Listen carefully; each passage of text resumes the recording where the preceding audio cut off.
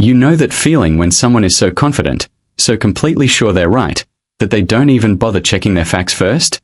That's exactly what happened to a woman named Deborah Whitfield on a warm Saturday afternoon in June. She marched across a public park, phone in hand, already dialing the police, ready to have a family removed from a barbecue they had every right to be at. What she didn't know, what she never bothered to find out, was that she was about to make the biggest mistake of her HOA career. My name is Daniel Reyes, and this is the story of how a woman who appointed herself queen of our neighborhood learned that not everyone she pushes around is someone she can actually push.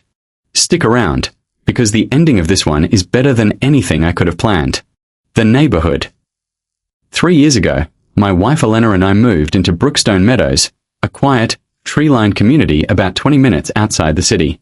We picked it because of the park in the center of the neighborhood, Brookstone Commons, a 5-acre stretch of green space with a pavilion, a playground, walking trails, and a dozen grill stations scattered under shade trees. It was the kind of place where kids rode bikes until the streetlights came on and neighbors actually waved at each other. What I didn't mention to most of our new neighbors, and what nobody ever thought to ask, was that I wasn't just a resident of Brookstone Meadows. I was also the managing partner of the development company that had built the neighborhood a decade earlier, and through a long-term land agreement with the county, my company still held the deed to Brookstone Commons itself. The HOA didn't own the park. The county didn't own the park. I did, through my company, Reyes Land Holdings, with a public use easement that allowed residents to enjoy it freely. I never advertised this. I wasn't trying to hide it either. It just never came up. When you buy a house, you don't introduce yourself by listing your business dealings. I was just Daniel, the guy 2 streets over who coached Little League on weekends and waved at everyone from his truck. The HOA board, meanwhile, was run by a woman named Deborah Whitfield, who had been board president for 6 years and treated that position like it came with a crown. Deborah had opinions about everything: the color of your mailbox, the height of your grass, whether your holiday lights were tasteful, and especially, the use of the community park. Deborah believed the park existed for 2 purposes: to look pretty in photographs for the neighborhood newsletter, and to be used exactly the way she personally approved of. Loud gatherings, big groups, music, outsiders. These were all violations in her mind, even though nothing in the actual HOA bylaws said anything of the sort. Most people just avoided her. It was easier than arguing. I wasn't most people. But I also wasn't looking for a fight. I just wanted to grill some burgers. The barbecue. It started as a simple idea. My daughter Sophie was turning 9, and instead of a small backyard party, she asked if we could do something bigger, invite her whole class, some of the neighborhood kids, and have it at the park where there was room to run around, a playground for the little ones, and the big stone pavilion with picnic tables. Elena and I thought it was a wonderful idea. We reserved the pavilion through the community calendar, which, yes, technically ran through the HOA's online booking system, 2 weeks in advance. We got a confirmation email. We printed it out, just in case.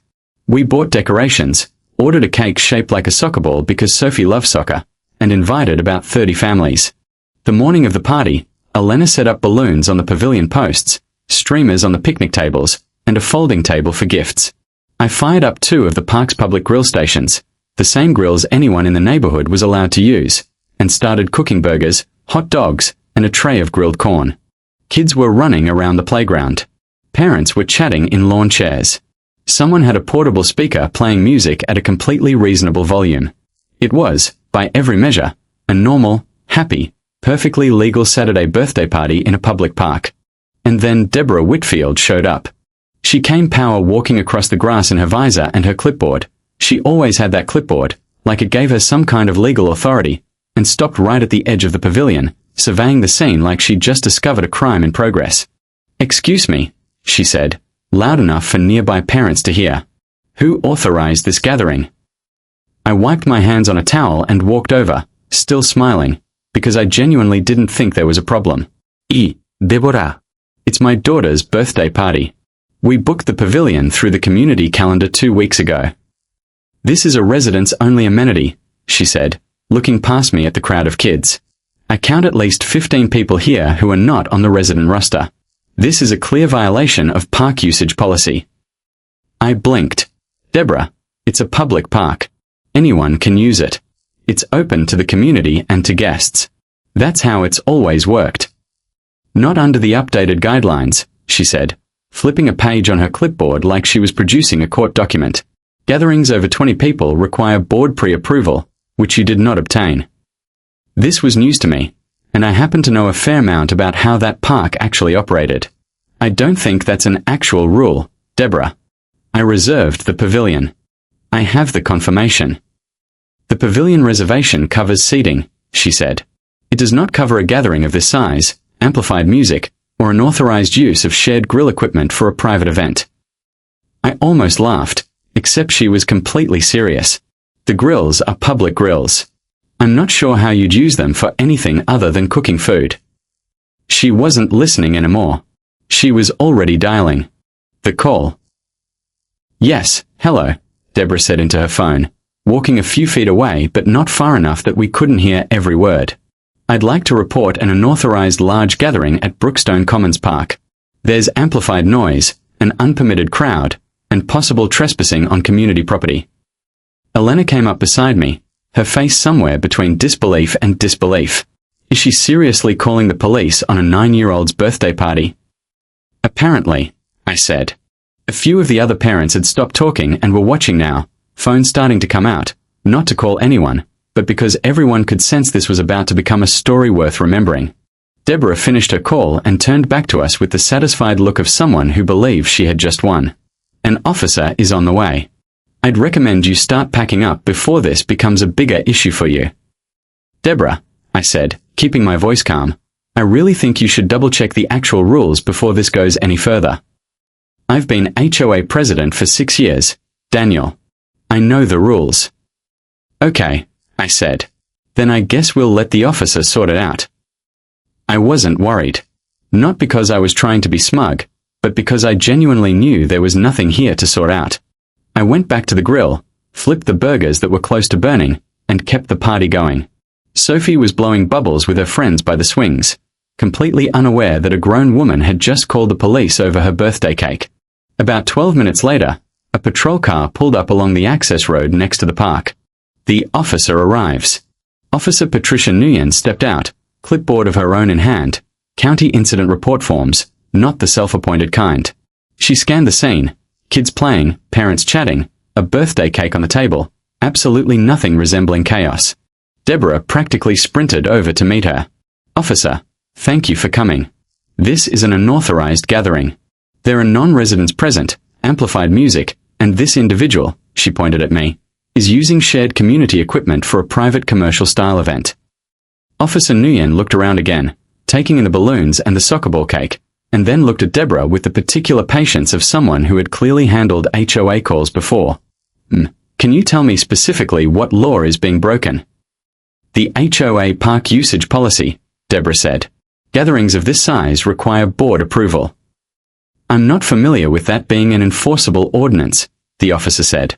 HOA bylaws generally aren't something we can act on unless there's an actual public disturbance, trespassing, or other violation of county code. Is there a noise complaint from a specific address? It's disruptive to the neighborhood character, Deborah said, her voice climbing slightly. Officer Nguyen turned to me. Sir, can I get your name and see any reservation you might have for the space? Sure. I pulled out my phone and showed her the confirmation email. Daniel Reyes. This is my daughter's 9th birthday party. We reserved the pavilion 2 weeks ago through the community system. She looked over the email, nodded, then glanced at the grills. And the cooking equipment. Public grill stations, I said. Available to anyone using the park. We are not selling anything, not charging admission, nothing commercial. Just burgers for the kids. Officer Nguyen exhaled slowly, the kind of exhale that told you she'd been called out here for nothing more times than she could count. She said to Deborah. Based on what I'm seeing, there's no basis for a call here. This appears to be a private family gathering in a public park, properly reserved, with no disturbance or violation I can identify. I'm not going to be asking anyone to leave. Deborah's face went through several stages, disbelief, frustration, and then a kind of stubborn defiance. This park is community property. The HOA has authority over its use, and as board president, I'm telling you this event was not authorized. That was the moment I decided it was time to actually explain something I'd been quietly holding onto the entire time. The park Deborah, I said, I think there's something you should probably know before this goes any further. She turned to me, arms crossed. What? The HOA doesn't own this park. She let out a short, sharp laugh. Excuse me. Brookstone Commons was never deeded to the HOA. It's held under a long-term development agreement with the county. The HOA manages the reservation calendar as a courtesy, but the actual property, the land, the pavilion, the grills, all of it, belongs to Reyes Land Holdings. Deborah's arms slowly uncrossed. That's not possible. The HOA has managed this park since the neighborhood was built. Managed the calendar, I said gently. Not owned the land. Reyes Land Holdings retained the deed as part of the original development terms, with a public use easement that lets residents use it freely. It's actually in the neighborhood's original disclosure documents, if anyone ever reads those. And how would you possibly know that? She said, though her voice had lost most of its certainty. Because I'm the managing partner of Reyes Land Holdings, I said. I built this neighborhood. I own the park. There was a pause. A genuine, full stop, nobody breathing kind of pause. A couple of the parents nearby had gone completely silent, phones still half raised, sensing they were witnessing something. Officer Nguyen looked between us, clearly recalculating the entire situation. Sir, can you verify that? Happy to, I said. I pulled up the County Property Records app on my phone, something I kept handy for work anyway, and showed her the parcel information for Brookstone Commons. Owner of record, Reyes Land Holdings LLC. Right there in black and white. Deborah leaned in to look, and I watched the color drain slightly from her face.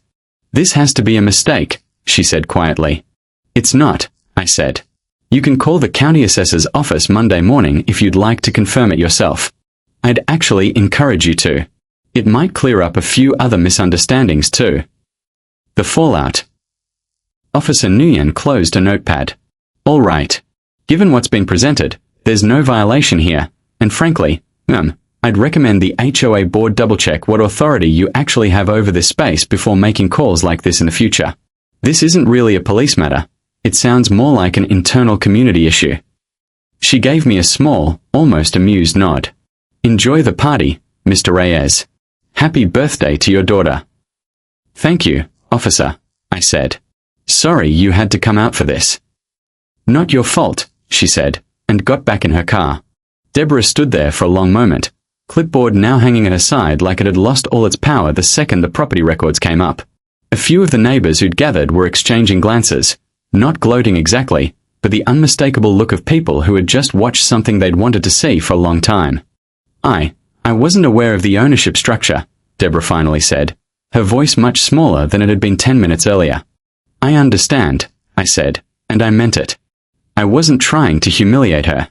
I genuinely didn't enjoy watching someone get put in their place, even someone who just tried to have my daughter's birthday party shut down. For what it's worth, I'm not upset. I just think it's important that the board understands the actual limits of its authority, especially when it comes to a space that so many families use and love.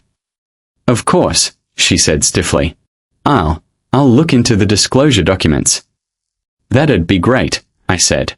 And Deborah, the park really is here for everyone. Big parties, small parties, loud music within reason, whatever people need. That's kind of the whole point of it. She nodded, said something quiet about needing to get back home, and walked off across the grass a lot slower than she'd walked in. What happened next? The party went on. Sophie blew out her candles a little late, but nobody seemed to mind. A few parents came up afterward, half laughing, half amazed, asking if it was true. Did I really own the park?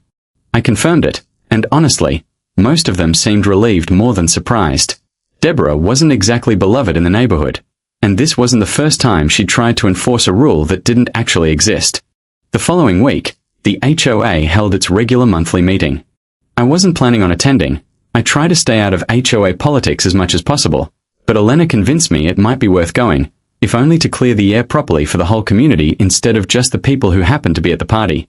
When public comment came up, I stood, introduced myself as a resident and, for the first time in front of the full board, as the managing partner of Reyes Land Holdings. I explained calmly what the actual ownership situation was, showed the same property documentation, and made one simple request. that the board update its understanding of what authority it did and didn't have over the park, and that any future usage policies be run past an actual review of the governing documents before being enforced on residents. I wasn't looking for an apology, and I wasn't trying to score points. I just wanted the next family that wanted to throw a birthday party to not have the police called on them over nothing. To Deborah's credit, and I want to be fair here, because this story isn't really about tearing someone down, she stood up at that same meeting and acknowledged that she had overstepped, that the policy she'd cited wasn't an actual bylaw, and that she'd take steps to make sure something like that didn't happen again. It wasn't a dramatic, tearful apology. It was short, a little stiff, clearly uncomfortable for her. But it was something. The board brought in an outside management company a few months later to review all of the HOA's actual governing documents, which turned out to clear up a whole list of rules that had apparently existed only in Deborah's head for years. Some neighbors said it was the most productive HOA shake-up the community had seen in a decade. Deborah didn't run for board president again the next term. I don't know if that was connected to the barbecue or just timing, and honestly, it's not really my business. I never went out of my way to make her life difficult after that day. I didn't need to. The truth did all the work on its own. Part 8. The real lesson. People sometimes ask me if I regret not telling everyone from the start that I owned the park. Looking back, I don't think I would have done anything differently. I never wanted to be the guy who owns the neighborhood. I just wanted to be a normal dad, grilling burgers, coaching Little League, waving at people from my truck. But that day taught me something too. Authority, real authority, doesn't need to shout. It doesn't need a clipboard or a raised voice or a phone call made in front of a crowd for effect. Deborah spent 6 years acting like she had power she never actually had, and the loudest, most confident version of being wrong is still wrong. Meanwhile, the actual authority in that situation had been standing quietly at the grill the entire time, just trying to get the corn off the heat before it burned. Sophie is 12 now. She still remembers her 9th birthday party, not because of the police car, funnily enough, but because of the soccer ball cake and the water balloon fight that happened right after. Kids have a wonderful way of only remembering the good parts. As for the park, it's still there, still open to everyone, still hosting birthday parties, cookouts, and Saturday afternoon soccer games. The grills still work just fine. And these days, if anyone wants to reserve the pavilion for something bigger than usual, all they have to do is fill out the form. No approval from a clipboard required.